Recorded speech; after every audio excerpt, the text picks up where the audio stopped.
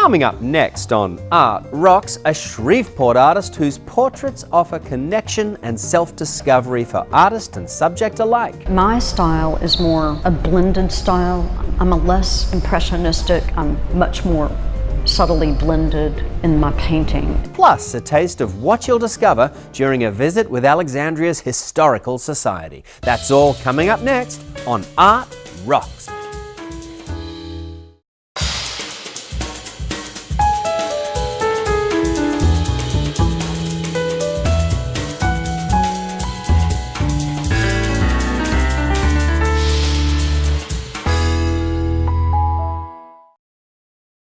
Like the impulse that drives an artist's creativity, Georgia Pacific's 850 Louisiana employees are driven to produce quality paper products for your home and business. Georgia Pacific is proud to support LPB and Art Rocks. And by Lamar Advertising Company, proud to support the arts and Art Rocks. Headquartered in Baton Rouge, Lamar's 461 Louisiana employees have been helping brands and businesses reach their customers creatively for over 100 years. Art Rocks is made possible by the Foundation for Excellence in Louisiana Public Broadcasting and by viewers like you. Hello, art lover, and thank you for joining us for Art Rocks with me, James Fox-Smith, publisher of Country Roads magazine. Shreveport portraitist Talbot Hopkins Trudeau has spent 3 decades capturing the likeness and personality of her subjects in pencil, chalk, and watercolor.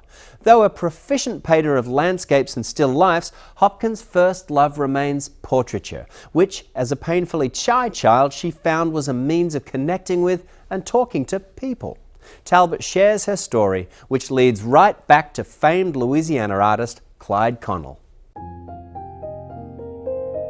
Growing up, some of my inspirations for my art were my grandmother, who was born in Belcher, Louisiana, on a plantation north of Shreveport, as well as her sister Clyde Connell, who is my great aunt, and that was my grandmother's sister. Clyde was a great artist who went on to get national and international acclaim with her art. She mostly drew and assembled collages, as well as created much sculpture, and she made it out of typically a wood base with a lot of paper mache to cover them. I started drawing and painting as a young child, just 6 and 7 and 8, but I kind of got really interested in portraits when I was about 10 at Southfield School in Shreveport. My art teacher, Camille Hirsch, taught me how to draw faces, and I kind of became obsessed with drawing faces, and that's what started my portrait career. I didn't get a degree in art. I got a degree in English from Centenary College, but I was an art major 1 year at Tulane and took a couple of drawing courses, but I'm really self-taught. And after college, I thought, well, I could do things, but I really wanted to do art. So I've done portraits on commission since about 1987. I've drawn, I started in pencil and started in charcoal and sanguine or sanguine Conte crayon, just drawing portraits, and then I moved into watercolor portraits and pastel portraits, and finally oil. And in these last 10 years, I've mostly been doing oil paintings. I've used photography to capture people and expressions and trying to get the best pose. Working from life is certainly wonderful, and the light you see and the colors you see are true, but photography is such a great medium to capture people's faces, and you have a lot of choices. So that's the way I've worked, and picking those optimal poses is really one of the keys, and the lighting, and figuring out what medium you want to do the portrait in. So all of those factors kind of combine to try to get the most ideal rendering and portrait of my subject. And especially children, photography helps to capture them because they're always moving around. The pencil and the charcoal and the pastel and watercolor will all endure and last much longer under glass and not facing direct sunlight in more very indirect sunlight. And of course oil is very permanent, but you still don't want it in a lot of direct sunlight, and it doesn't need any glass over it for long lastingness. And also the paper should be archival, and that's what I use also. My style is more a blended style. I'm a less impressionistic, I'm much more subtly blended in my painting, and that's my realistic style of drawing and painting. I'm very detail oriented. I try to be as true to the person in every aspect, whether strands of hair, and that's part of my portraiture, is trying to be as true and exact as I can. Light is very important to me. It is crucial in everything, and especially in art and in portraits and in my own paintings. To me, it is the crux, it is the key to excellent, striking, dramatic images, and that's what I aim for. I mostly use my own photography to paint my paintings and to draw my drawings, so having that, it is just something I love. So a lot of my work has strong light and shadow just because I love it. I do love monochromatic things that just have one color, whether it's sepia brown watercolor or whether it's the reddish brown sanguine Conte crayon, which is like chalk. There's something classical about one color. So I decided, after seeing these beautiful black and white oil portraits in the National Gallery of Art in Washington, that I would try it. So my first one was my son at age 8, which is him kind of looking off into the distance, and it's in black and white and shades of gray. And also, once again, it gets back to color is lovely and beautiful, but there's something very classical about black and white and one color, or monochrome. I love nature, I love rocks, I love leaves, I love insects, and I certainly do love animals. I haven't painted them as much. I'm constantly taking pictures, and from those pictures, whether leaves or bowls, beautiful things, and well-lighted things, dramatically lighted things, but especially beautiful things I love, and especially things found in nature. I've been doing some mountain scenes from my father's home in Virginia. I've done some interior scenes and some abstract things, so I've been expanding my repertoire.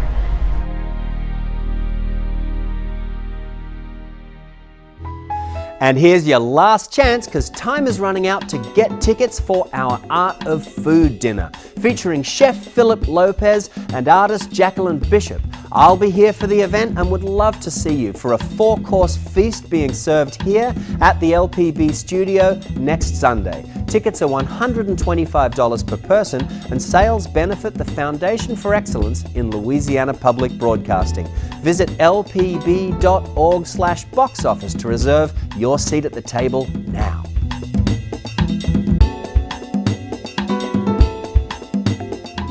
No matter where you live in Louisiana, opportunities to connect with the arts are everywhere. The trick is knowing where to look. So here's a list of some cool exhibits, festivals, concerts, tours and dining opportunities coming up around our state.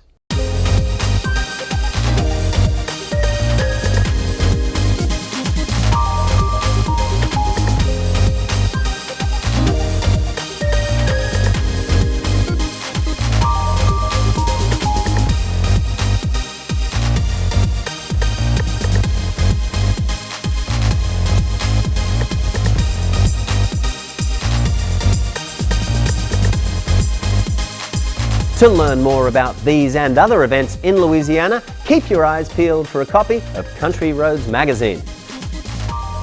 And while we're at it, LPB's Art Rocks website features an archive of previous episodes, so to see any episode again, just log on to lpb.org.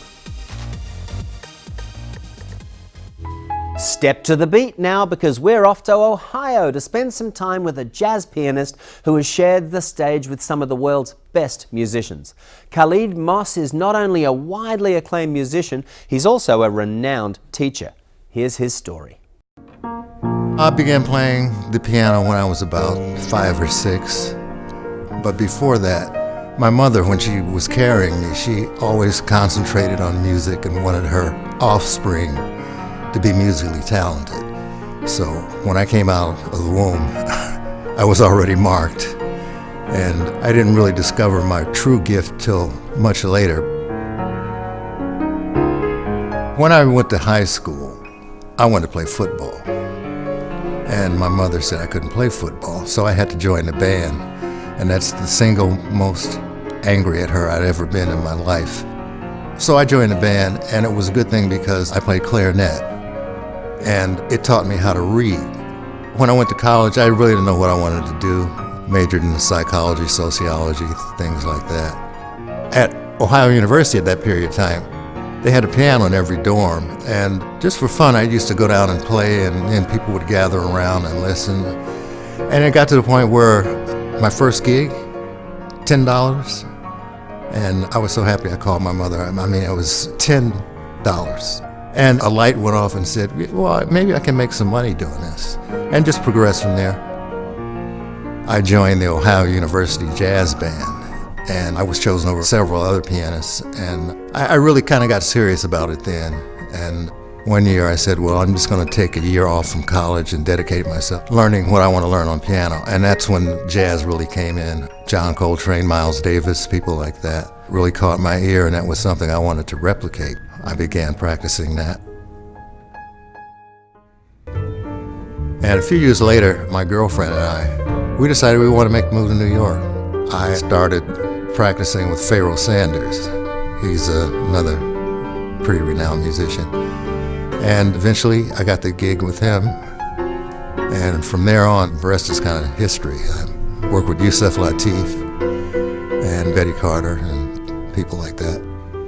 I've been to Europe over a dozen times. Been to Africa, all the provinces in Canada, and most of the states in the United States. Khalid has played at Carnegie Hall and at the Kennedy Center as part of the White House tribute to jazz legend Lionel Hampton. I was working with Betty Carter, and the artists were amazing. Dave Brubeck was there, Charlie Pride was there, Pearl Bailey was there, and just to hang out with all these people was just great. When I was working steadily with the other bands, I was on an airplane one time and I read this article about these two pianists, and they had developed a condition in their hand that made their fingers curl back. And later I found out it was called focal dystonia. But I said, wow, I hope that never happens to me. And it started happening to me. My fingers started curling back and I could only use these two fingers. They still haven't really figured out what it is because there's no real treatment. You have to kind of mentally conquer it, which is what I did. But I came back to Dayton because I couldn't make a living as a musician anymore. In New York, if you're making money, it's fabulous. But if you're not making any money, it can be horrible. So I came back to my roots, where my mom and people were. It was devastating. I didn't really know what was happening because I was always a piano player who never missed a note, never had a flub or anything. And I started missing notes and I was wondering what was happening. For 6 months I didn't touch a piano. I didn't even want to look at a piano. And then when I got back to Dayton, didn't even know if I could play. I didn't lose my passion, I lost my technique. It was very humbling. Something happens to just about everybody that's devastating, and I had to learn to deal with it. And I think I dealt with it pretty well.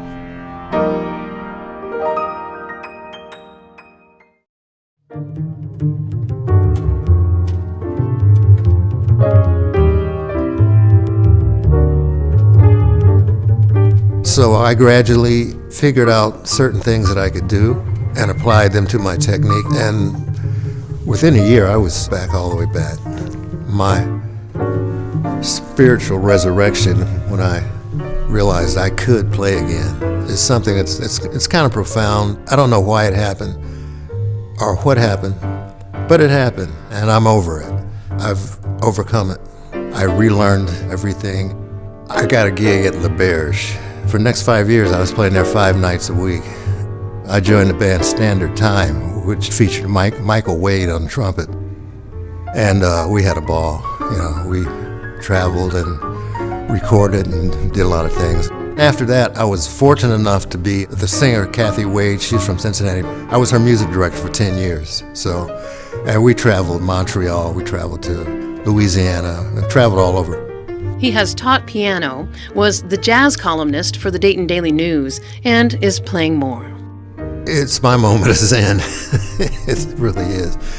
That allows me not to think about any problems, I don't have any worries, I'm not thinking about anything. And sometimes I get so involved in it, I actually sometimes forget I'm a piano player until I sit back down and then I hear this music coming out and I don't even know where it's coming from. I hear the music coming out and it gives me peace, and I want to just take it further and further. You can never reach a peak, but you can always try for it.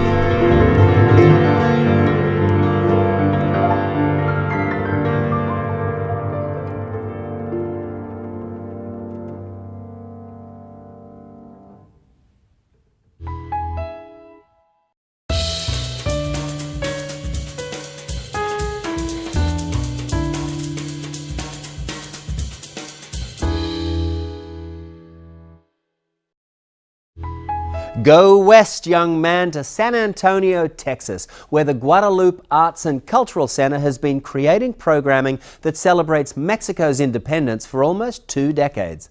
The center offers a wide range of arts and educational activities that reflect, interpret, and build upon San Antonio's rich history. Let's take a look.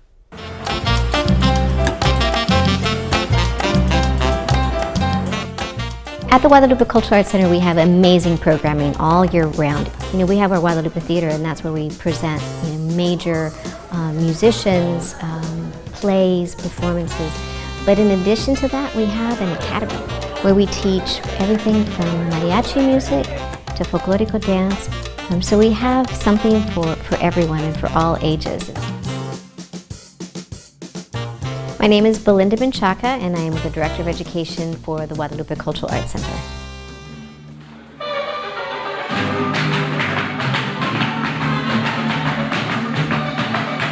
So I've actually been with the Guadalupe Cultural Arts Center for 24 years. A year prior to my employment, I was on the advisory council for the Guadalupe Dance Company. So we are passing a wonderful milestone. 25 years as a dance company, which to us is very, very symbolic. To be able to stay together this long and to actually have one of our original dance company members is still part of the program. She is now the dance program director. My name is Jeanette Chavez, and I am the dance program director for the Guadalupe Cultural Arts Center. From a very early age, I have known and always have known that I wanted to become a dancer. I knew very early on that once I was in rehearsal, once I was in the dance studio, once I was in class or on stage, there is no other place that I would rather be. Something just magical seems to happen when the music is on and you're performing. Energy completely changes. And when our dance company gets together, again, there's something magical that happens. We almost seem to have like a telepathic communication that happens, that everybody knows what we're supposed to accomplish in that time that we're there, and even on stage.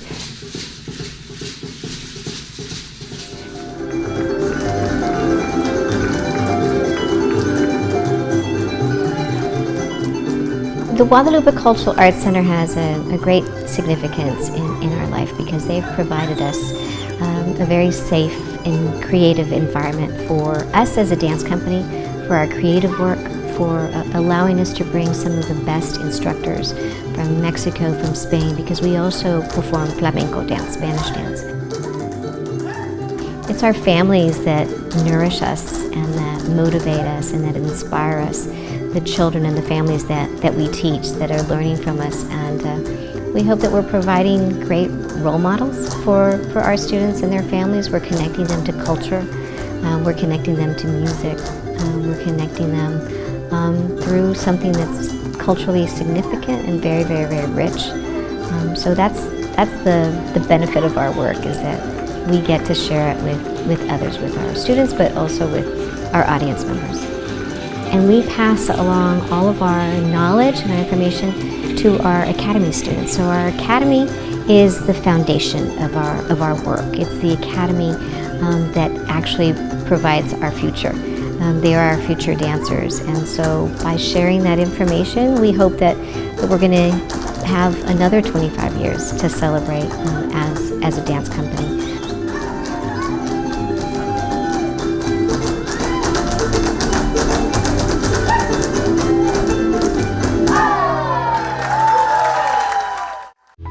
Back to the Bayou State now for our Louisiana Treasure segment.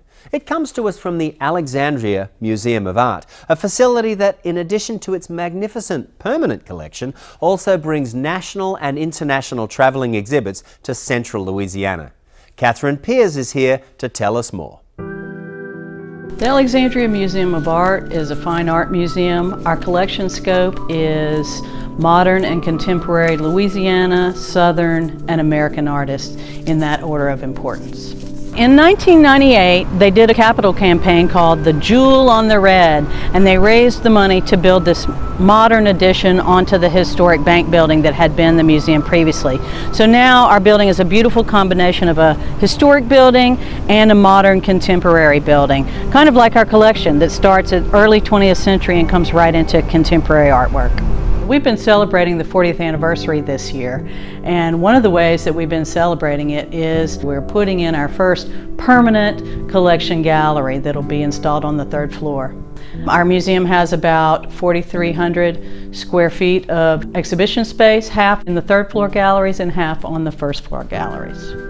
When we started investigating the collection, the very first pieces that were accessioned in the collection, one was a piece by Rodrigue called Steamboat, another was a piece by a local art educator. So we knew that education was important to those people who founded this museum. A few years back, our school system here, Bolton High School, discovered that they had these 2 paintings that had been hanging in the library forever, and as it turned out, they were paintings by Ellsworth Woodward, one of the founders of Louisiana art, who started the Newcomb School of Art at Tulane in the early part of that century.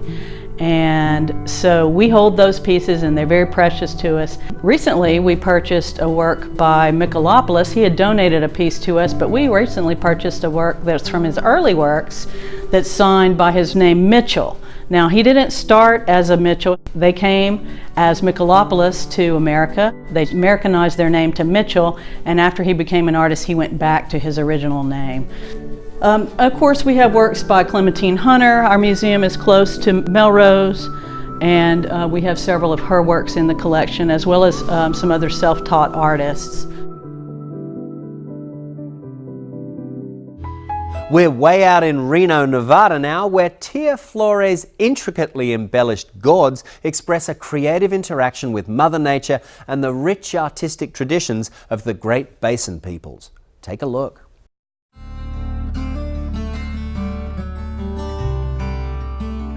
My name is Tia Flores, and I do pyrographic gourd sculptures, or calabaza sculptures. Calabaza art is actually, it's a fancy name for gourd. I use gourds as my canvas, and from that I do wood burning on it, which is also known as pyrography. Pyrography is an ancient art form of drawing or writing with fire. And there's different types of hot tools that you can use to burn on a particular surface, and because the hardshell gourd is very much like the surface of a wood, it takes really, really well to wood burning or the pyrography. The gourd is one of those natural organic units that's been found on nearly every continent around the world. It's been used by every culture in the world. In fact, it predates pottery. In some countries it was used for ceremonial purposes. That's what the Native Americans use it for. I started working with gourds in the 90s, the late 90s. I was going through sort of a transition in my life, a career transition, trying to figure out what I wanted to do with my life, and I also wanted to get in touch with my heritage. The pieces that I create and design, they're a reflection of my family history. I'm a fourth generation Nevadan, and so from my mom's side of the family, they were settlers that came across, very stoic, hard Nevadans, worked in the mines and stuff. And then on my dad's side of the family, that's the Aztec and Navajo, and my grandma was a healer. So a lot of my work reflects either side of the family. It's a Navajo teachings on that, or Aztec symbolism, or something that's reflective of the Nevada desert or the Great Basin. Growing up in Nevada, I've always been drawn to the creatures and the animals and the habitat, and I love the symbolism and the vast beauty of the desert, and I try to reflect that in a lot of my pieces. I've always been fascinated with snakes and the pattern and the texture and just the beauty of that snake. In Navajo, the butterfly represents transformation, that we're always growing and evolving into something, more beautiful. If you take a look at the tortoise shell represents the birth of Earth, and it represents Mother Nature. So you're putting beautiful images on there, but at the same time you're able to tell a story and a meaning behind it. I like to surround myself with the gourds in my studio. Let's say I find the perfect gourd. Sometimes I'll look at it and I'll see something come out of it. There's an image that needs to be put on it. Then I clean it, and it's got a nice smooth surface that's really conducive to the wood burning on it. And I sketch out my designs on it. And then once I sketch it, then I start to burn it, and just lightly burning it, just to give it a light touch and to see how it goes.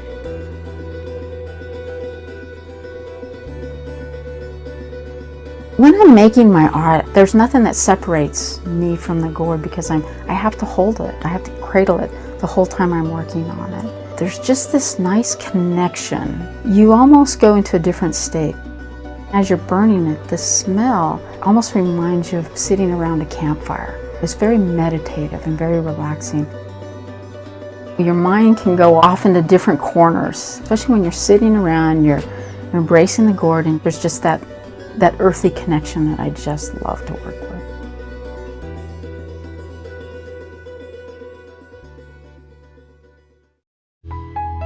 And that is that for this edition of Art Rocks. But remember, you can always watch episodes of the show at lpb.org/artrocks. And if you want more, Country Roads Magazine makes a great resource for enriching your cultural life with art, cuisine, escapes and events all across the state. So until next week, I'm James Fox Smith, and thanks for watching.